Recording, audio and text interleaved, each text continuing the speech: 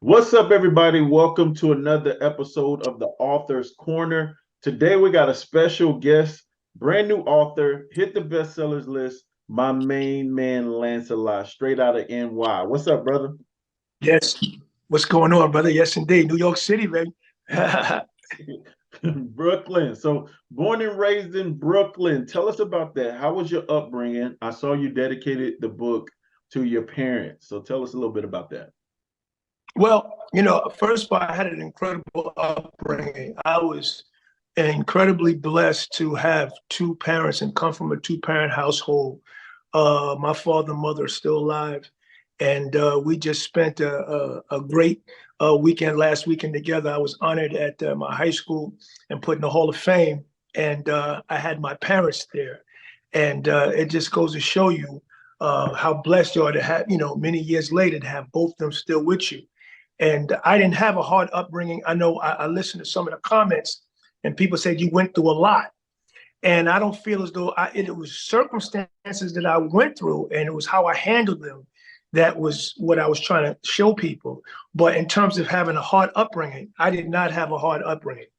I didn't want for anything. I had two parents that really loved me and really was on my ass. I was punished half my life because my parents were not going to allow me to run things. You know what I mean? And I appreciate it until this day. I love them to death, and I say thank you very much for putting the hands on me, because they put them hands. Because back then you can put the hands on them. You know what I Right. mean? And I was one of them kids who was hard headed, and my parents was laying the rules down, and I appreciate it to this day. And so I had an incredible upbringing, and I have no reason not to be successful because they have set me up and gave me the tools to be that person. And because I was blessed enough to have great parents, I tend to give to others, especially kids that don't have dads. I try to be that role model. I accept that responsibility because I was blessed with two parents. That's awesome, man. You've done, like you said, you've done a lot of things in your life, man. What did you start off doing? Did you start off in sports first, or did you start off in dance? Like, tell us a little bit about your journey. Nah, okay, complete sports head from 8 years old. All I wanted to do was play professional ball. You know what I mean? I lived, ate, and you know what they say, football. For the first 20 something years of my life, 25, 26 years of my life. Yeah. And that's all I wanted to be. And my parents put me in a position because that's what I wanted to do. I tell you a story. I was living in Brooklyn and commuting two buses and two trains and a bus to get to high school every day to just go to this school called Holy Cross High School, which was a football school, Catholic school in Queens. So Wow. my dad would wake up 5 o'clock in the morning, drive me to a train station where I take two trains and then a bus just to get to school. You know what I'm saying? And so it shows you a little bit of the passion and the dreams of being that athlete. And then so my first 25 years, that's all I thought about was sports. And then right around that 26 years, I made that incredible transition, you know, to the arts. Got you. So, what position did you play in football? I was a running back. Running back. Did you go to college? Did you make it to college? Oh yeah, yeah. Went to college. Went to college on a full scholarship, and played in college. Did well. Had some, I call that in chapter 2 when I went from a boy to a man, because I had some situations that happened to me, and it was how I handled it. I wind up turning into a man, and I appreciate now that I look back on it, the circumstances helped me to mold myself as a man and how I handled the situation. You know what I'm Got you. saying? Where did you go? Where did you go to But I college? went to college and then I played. I went to University of Maine, University of University. Maine on full scholarship, and then I played in Europe. Tried out for the Patriots before I left. Played a year semi-pro ball, and then got picked up playing semi-pro ball and played ball in Europe. in Italy to be exact, which was a heck of an experience. Awesome. Before we get there, what was the thing that happened? What was the situation that happened while you were in college? Well, what happened was my end of my junior year, after starting my junior year, playing my sophomore year. Now, a new coach came in. Now, before this happens, the old coach I had for 3 years comes to me and says, "Lance, this is going to be your year this year. You're going to do big things. We just want you to just, try to calm down." But, because I was always, coming from Brooklyn, I had a certain swag, and then I was an artist trapped in a athlete's body. So I had this crazy personality. Mm-hmm. So a lot of people didn't know I was like a Deion Sanders back then when, they weren't used to that. And I went to Maine, which is just, Maine is a whole lot of black folks up there. So to any rate, so I go home excited, work out, I come back, the coach done left and got a job somewhere else. So a new coach comes in. Wow. And he and I, unfortunately, I missed the first practice. I overslept. And then the second practice, I got food poisoning and I went to the hospital. By the time I came back, he had cleared my lockers out and kicked me off the team. Wow. You know what I mean? So I fought for my scholarship, and they had to reinstate my scholarship. I have a doctor's note. So what did he do? He said, "Okay, you get your scholarship back. Now you got to come on as a walk-on." Wow. All right. So walk-on that means you coming in as a new jack, like you never played before. So then not only did I come in as a walk-on, he gave my number that I had for the last 2 years to a freshman. Wow. Who started. Not only that, when I came back, he changed my position from running back to fullback. So he blackballed me is basically what he did. And then to top it off, he would put me in, I would kill it, and he would pull me out. So what happened was I kept working. That's why I said it's not about what happened to you, it's about how you handle it. Yeah. I kept my head, I didn't say anything. I worked out 4 or 5 hours a day, and then I would run 40-yard dashes in front of the whole team after every practice, because I was putting all of them on notice that you can do whatever you want to me, but you're not breaking my spirit. And I always felt, because I had been in the plane for it, that God was orchestrating all of this. And I knew I was going to get my chance. You know what I mean? So I kept working. And the second to last game of the season, the running back goes down. Wow. Now they need me. So the first time I got the ball, granted, I got so much anger and pent up frustration for this season. The first time I touched the ball, I ran for 60-something yards. I ran for 187 yards, 3 touchdowns in less than 2 quarters. Wow. And then the next week, I ran for 183 yards and the winning touchdown when we beat a team that we never beat before. Wow. So that's what happened. But that situation taught me that I can do anything I want if I believe, first of all, and I put that work in. And I knew that God was on my side. And once you believe that, is nothing you can't. And God is on everybody's side, not just mine, but you got to believe that. Yeah. You got to believe that. And that situation taught me that God got my back. If I'm willing to put the work in, if I'm willing to sacrifice and keep my head down and do what I'm supposed to do, sky's the limit. And I became a hero. And fortunately or unfortunately, to show you how things happen, the book came out August 4th. I've been wanting to have a conversation with this coach for years. I've had dreams about driving in the middle of Arizona, right? And all of a sudden I run up on somebody on the street, desolate, and it's him. I pick him up, I put him in my car, and I drive him to wherever he wants to be. And I look in the rearview mirror and I see it. And I said, "Coach, I just want you to know, I was a better man than you then, and I'm a better man than you now." Wow. You know what I'm saying? That's all I want to be able to say to him. Yeah. And then he wound up dying between August 4th and let's say August 29th. This year, he had a terrible accident. So all of that the animosity that I felt went out the window because I felt so bad for him because he got hit by a truck. I'm not going to say his name, but if you look it up, he's a known coach and he just died this year, like a month or so ago.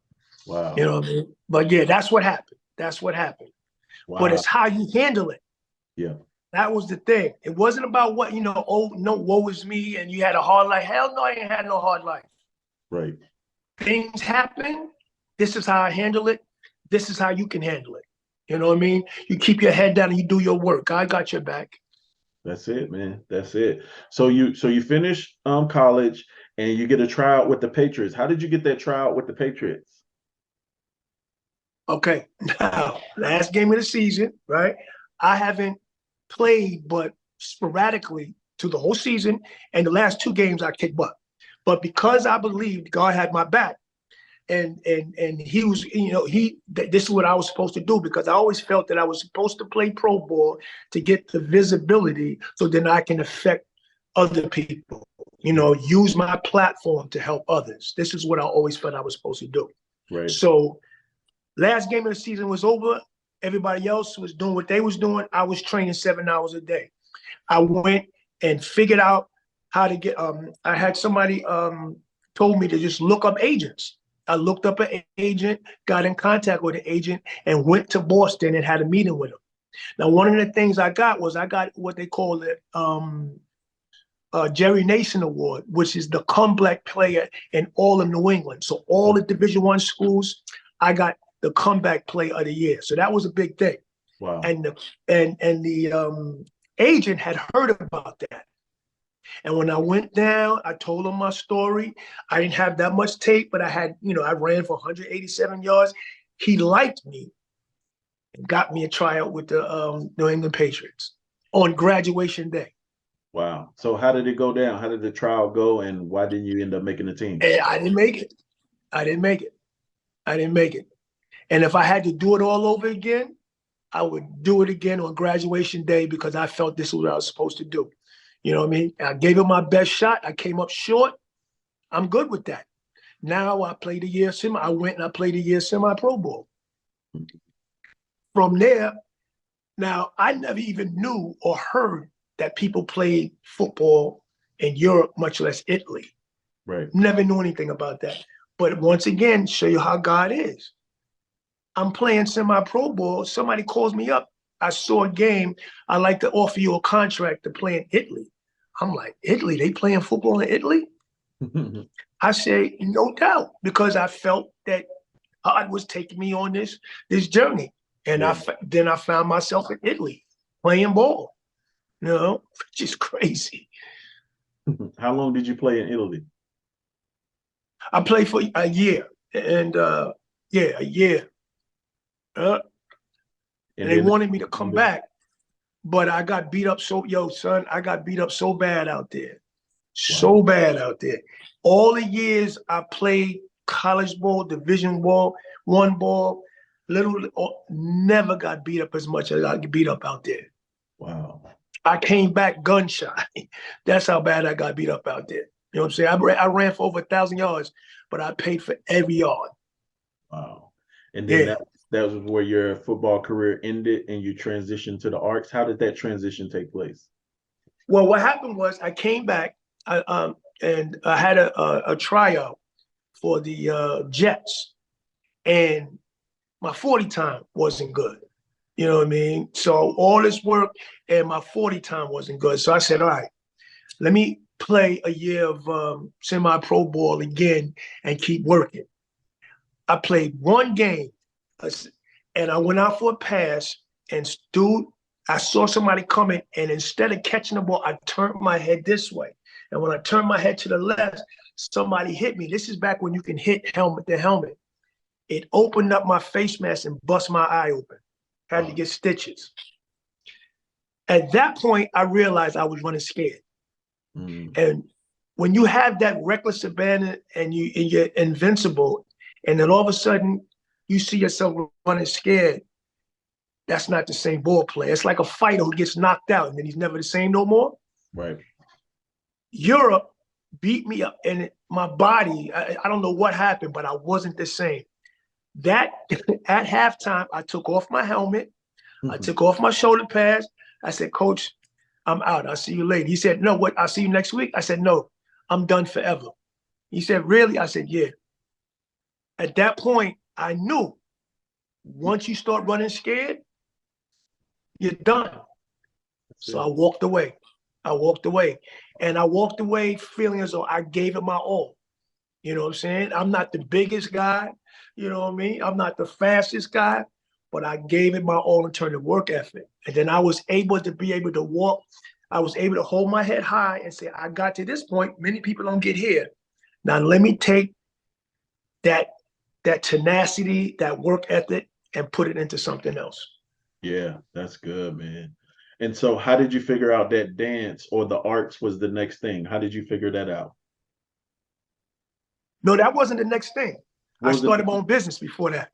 Okay, The what was next the thing business you was started? I had a business, a trademark business, and it was incorporated, and it was called Lance Elliott Ray Anthony, and it was a sporting apparel and T-shirt business, and we had contracts with Princeton University. In fact, Princeton was in the Sweet 16 years ago, and they were wearing the stuff we created for them. We used to do customized sporting apparel.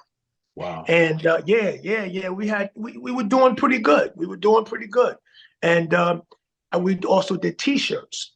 And how I got into the arts was, this is, a few years after I played football, I was selling T-shirts. We had this real famous, it was called Black Man, which was a spinoff from Batman, and everybody loved that T-shirt. You know what I mean? The whole idea behind it. It's in the book. You see it in the book. Yeah. And we had no idea how to get it out to the masses. Mm-hmm. So we just did that street marketing, guerrilla stuff. We just got plastic bags and we just went on the street and started selling. And it was selling. Wow. But we weren't making real money. And that started to irritate me. You know what I'm saying? And one day I was on 42nd Street selling Black Man T-shirts. And one dude came up and bought me 2 T-shirts, and we got to talking. And he told me that he was a writer, and he was writing this play. And again, I always go on intuition, because I always felt God was taking me on these different journeys. And we got to talking, and he was like, yo, if you're interested, yo, give me a call. Now, we in New York City. You got to be careful about who you meet in New York, because you know what I'm saying? And it took me a couple of days. And again, because I believe in faith, I called him. We had this 2-hour conversation, and then I did what they call a blind leap of faith. And I said, I'm in, bro. And he introduced me to the cast, and it was like somebody said, on your marks, get set, go. Wow. I got involved, and then I became an executive producer, because now we had to raise money to get this play to California for a tour and also for a competition. Mm. And from that point on, I got into the arts, and I became an executive producer, because I helped him raise over $20,000 to get the crew there. And while on tour, I started hanging out with the actors. And that's when I started getting a taste for not just the producing part, but yo, this acting thing is interesting. I had never been around this before. Yeah. And we toured with them. I watched the process. I watched the words come to life. You know what I mean? And there's one girl, Lisa, I used to watch her every day. She had to hit an emotional scene. And every day she would do the same preparation. And she would hit it every night. That intrigued me. Mm-hmm. The whole process behind how, I never thought about I just thought they acted, but this was a whole technique behind it. Mm-hmm. And then the last thing that convinced me that I want to act was, he wrote a play, and a very famous actress called Mary Alice was in rehearsal, and she stopped the whole rehearsal to ask what one word meant. And, people were like, well, what is one word? She said, that one word will dictate what my motivation is. And when she said that, I was like, motivation. Then I told Rich, my man, Richard Willis from Moselle Entertainment Group, I said, yo, I think I want to get into this acting thing. And he took me down to the Frank Sarir Workshop, which is a very famous Black workshop in Harlem. which, they teach directors, actors, writers, and we started taking class there, and I never looked back since. Wow. Never looked back since. Yeah. Yeah, I see, man. You're doing movies. It seems like every time I look up, you got a new movie coming out, stuff Yeah, like yeah. yeah, man. So you act, dance, what else? Mom, Choreograph, I produce. I'm a keynote speaker. I'm also a board, which I'm very proud of. You know what I mean? Because I never saw myself being on a board. I'm on a board for a homeless shelter for women and children. And I've been on the board for the last 15 years. And I'm also the chair, the co-chair of the Planning Development Committee. And I was also the secretary. Now, this is a multi-million-dollar corporation. awesome. They came to me years ago because I raised money for them. You know Mhm. what I mean? I always like when I produce shows, I always, again, feeling though God is orchestrating everything, I always, whenever I did a show, I would always give a certain amount of the proceeds to different organizations, Yeah. right? So the first year I produced this show called Hip Hop Fusion, which was a hip hop show, an hour and 30 minutes long.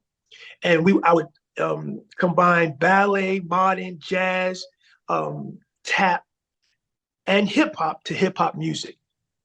I would sell a show out, and then I would take the proceeds and give them to different organizations.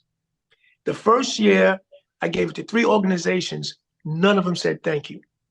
Wow. So I said, the next time I pick an organization, I'm gonna pick an organization that I really believe in. And my business partner, Carmen Brazzini, introduced me to a guy that was on the board at the Bethany House, which is a homeless shelter women. I went to visit, fell in love, and the rest is history. I raised money for him for the next 3 years. And then right around the 4th year, Sister Amy, who founded the place, asked me to be on the board. And I was like, nah, I'm not really. She said, no, I think you would do well. Was on the board with doctors, lawyers, accountants, and here Yeah. I am, an artist. You know what I mean? But they accepted me, and it took me about a couple years to get really comfortable with it. And then about 5 or 6 years down the line, she asked me to be the chair, the vice chair of one of the Plan Development Committee. And I was like, nah, I don't think she says, no, I want you to do it. Now, she's a sister, so she's like the closest thing to one of God's people. You know what I'm saying? She's like, as far as I'm concerned. Right. So she asked me, and I wound up saying yes. So I've been a part of this organization ever since. And that's something I'm very proud of, very proud of. Hey, what's going on, man? It's Dennis Haley. I am the author of the playbook, The Art of Dreaming. Just want to say a special thank you to Kelly Cole and the Publishing Advantage Group team. Man, they were with me from day one until the time I finished, and still with me to this day. What a blessing to have them be with me and to walk me through this journey and to be a part of this journey. They have been nothing but class acts, and they know what they're talking about. And just again, it is a blessing to be a part of this team and for them to guide me down the path to success. So thank you for everything that you have done. I look forward to many more projects with you guys and continue to be a blessing to many. Thank you. That's awesome, man. So what made you title the book, They Haven't Made an Axe That Can Chop Down a Dream, and the 5 Keys to Reinvention? I created that because that was a design I made years ago, just to show you the mindset. It's not something that I just started thinking like, this is how I've been thinking for years. That's a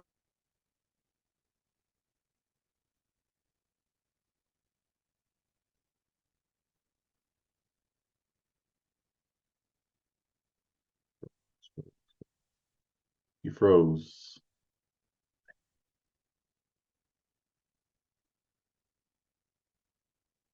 man. Yep, you back. Okay. Okay. Yep. So just That design originally I created along with my partner who helped out. Originally, the design was greatness is my destiny because they haven't made a hatchet that can chop down a dream. We created that, and then a middle school bought it from us for a year because they wanted that to be their theme. Wow. So we sold it to a middle school for a year, and then we created T-shirts with it.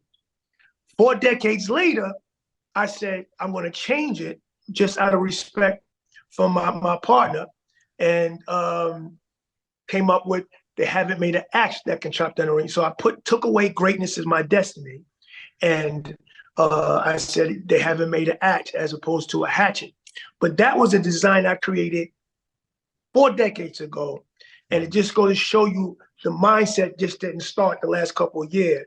That's been my mindset for a long, long time. Yeah. And so you talk about the 5 keys to reinventing yourself. You mind sharing what those 5 keys are? Yes. 5 keys. Key number 1 is you got to put the work in. First and foremost, you got to be willing to put that work in. And that work, there's a thing, 10,000 hours you can perfect and be, a professional at anything. That's true. But what about if you still don't perfect it? You got to be willing to put the work in and year out. And any growth is growth. I always say, as long as I can be a little better than I was the day before, then I'm on point. I'm on the right path. You know what I mean? Number 2, surround yourself around people that have done what you did or that are going to support you. You know what I mean? Yeah. That's very important. You know what I mean? You can want to do something, but if you're not getting the right education, you're not surrounding yourself around people that have done it before, who already know how to do it, then you might be, you're wasting your time as far as I'm concerned. Yeah. Number 3, be willing to put be willing to put the work in. All right. Number 4, you got to believe. That is so important. And people, believe in, you think, I believe in myself. Really? Do you really believe in yourself? Are you willing to take as many years as it takes to perfect your craft and to get that opportunity? I've been acting for a good 20 years now, a good 20 years. And everything now is starting to come together. I just landed another film. I can't really talk about right now, and not even Oculus. This is another one. But belief, the true belief in yourself, that you can do anything if you put that time and effort in. You know what I mean? And that's basically it. Those 5 keys. And if you follow those 5 keys, I feel there's nothing you can't accomplish. And I show it time and time again, and if you look at the book, you have these apples.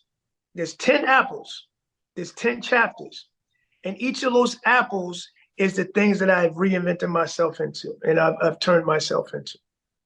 Yeah, that's awesome, man. So why was it important for you to write this book right now at this time in your life? I want to inspire people.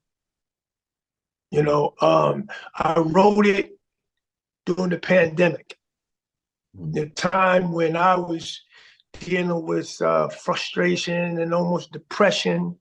And I really, first of all, want to inspire myself, but I wrote the book to really inspire others. If you're in a rut, if you feel like, you're in a situation, and this is people, young, old, black, white, everybody can do it. I know doctors and lawyers who are making money, but are not happy. Yeah. It's about being happy. It's about trying something new, experience something at any time in your life. And I want to let you know that you too can do this. I want to inspire people, not to talk about it, but read the book, and I promise you, you'll be inspired. You know what I mean? And that's why I wrote the book, to inspire others to make a change if you have to. If you're not happy, make a change. And this is how you make the change. Follow these 5 keys. Follow these 5 keys. That's good, man.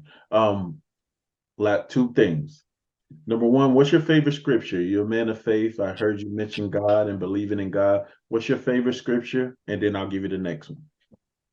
All right. Now, honestly, I don't have a favorite scripture. I believe in God, but I'm not a church person. Gotcha. God is within me.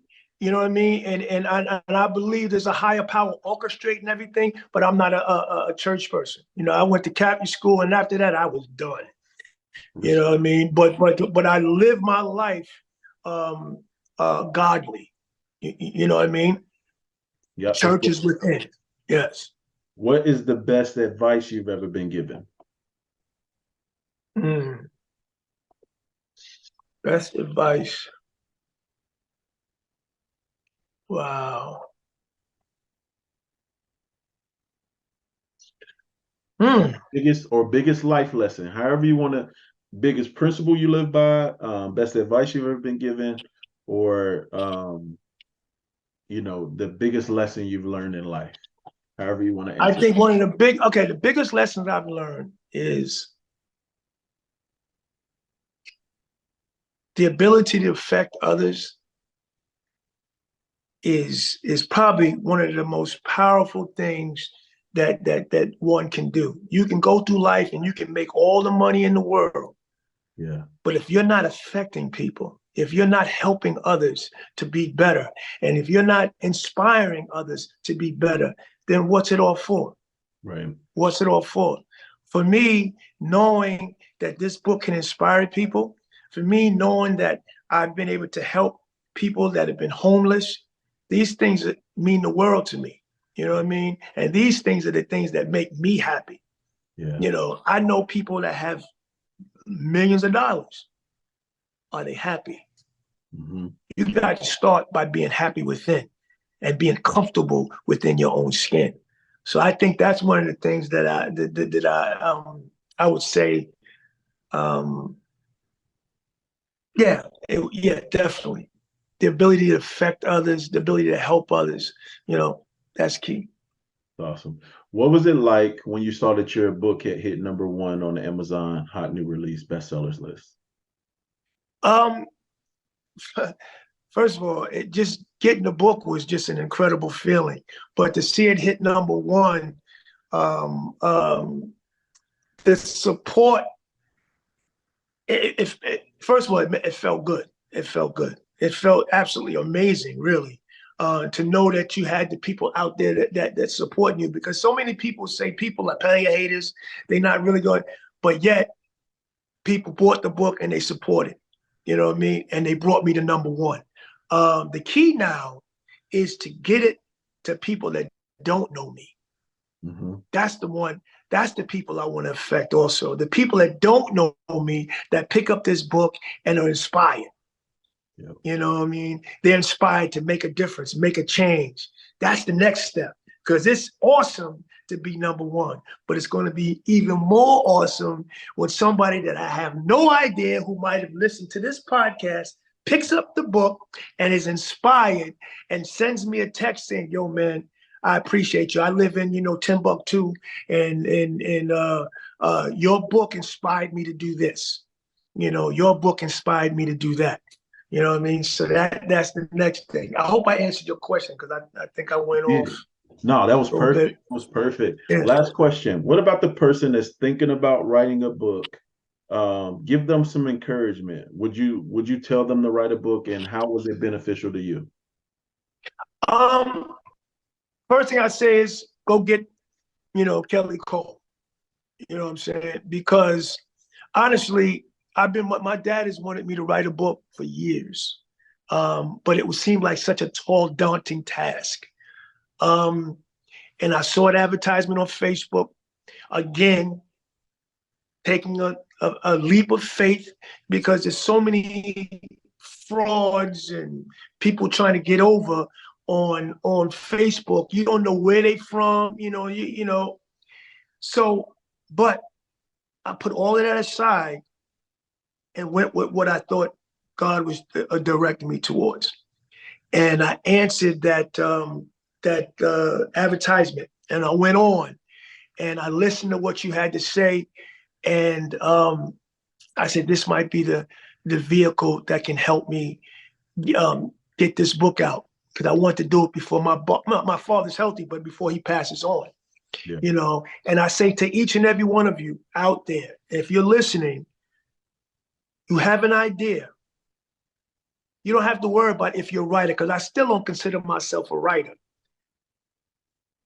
Kelly Cole and my man, oh shit, why is his name slipping? That has the writing, The writing coach. your boy, huh? The writing coach. Your writing coach. What's his name? Oliver. Oliver, Dr. Oliver. Yes, yo, life changing. His milk process taught me how to put it down, what I was thinking, but put it down in a way that people can understand it and appreciate it. That's all you got to do. And then for those of you that can't write, speak it into a microphone, and then you have somebody, they got a thing, Rev, that will turn your words into writing. So you really have no excuse other than fear of success. If you got a good story, you know what I mean, get with them. Because a year, now it's not going to take, it didn't take me no month. It took me damn near 2 years to do it, but it was worth it. You know, it was well worth it. And you learn stuff about yourself. You know what I mean? You learn stuff. First of all, the commitment, you know, you got to be committed though. You know, you learn something about yourself as a person. Do you give up or you keep going? Because a couple times I want to give up.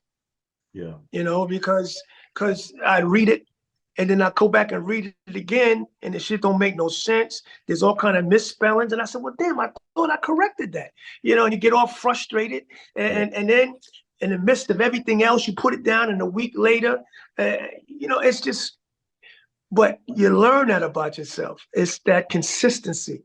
But again, without getting too off task, I would say to anybody trying to write a book, get with y'all. And that's not a promo. He didn't tell me to say this. I'm just letting you know that I'm not a writer. I'm not a writer. Never saw myself as a writer, but yet I got a book out there. Thanks to Dr. Oliver's milk and my man, Kelly Cole. Appreciate it, brother.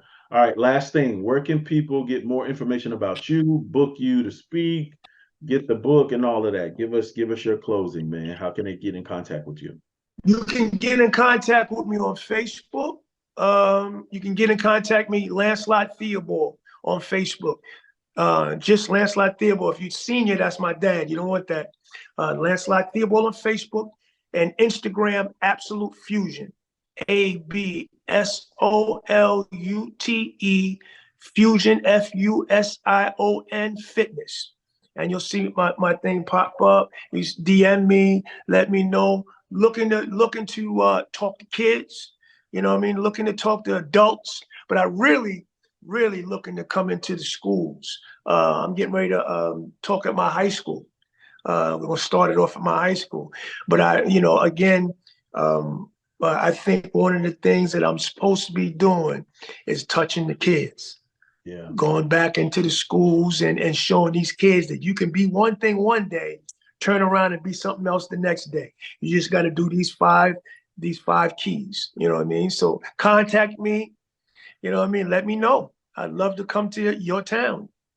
That's awesome, man. Man, appreciate you doing this, man. Man, I hope you wish you much more success. The book is going to continue to grow. And man, yeah, you're just going to keep doing it, man. I see bigger movies, all of that, man. Congratulations on all you do, bro. I appreciate you, Kelly, man. You know what I'm saying? You the one that got me. You got it out of me, bro.